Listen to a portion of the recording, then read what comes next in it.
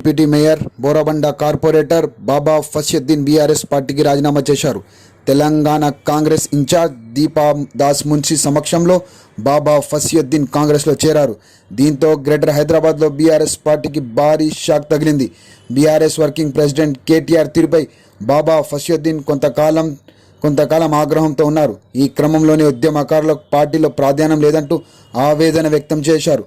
MLA Maganti Gopinath ప్రాణహాని ఉందని చెప్పినా అధిష్టానం పట్టించుకోలేదంటూ బాబా చెప్పారు. కాగా ఇటీవల బీఆర్ఎస్ మాజీ ఎమ్మెల్యే తాటికొండ రాజయ్య కూడా పార్టీని వీడి కాంగ్రెస్ కండువా కప్పుకున్న సంగతి తెలిసిందే.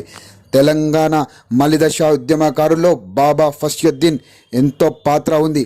ఉస్మానియా యూనివర్సిటీ ఉద్యమకారుడిగా తెలంగాణ రాష్ట్ర ఉద్యమంలో తగిన పాత్ర పోషించారు.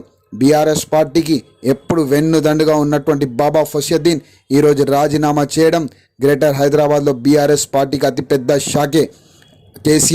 కేటీఆర్కు అత్యంత అనుచరుడైన బీఆర్ఎస్ పార్టీకి ఒక ముఖ్య కార్యకర్తలాగా పనిచేసిన బాబా ఫసియుద్దీనే రాజీనామా చేయడం గ్రేటర్ హైదరాబాద్లో భారీ షాక్ తగిలినట్టే.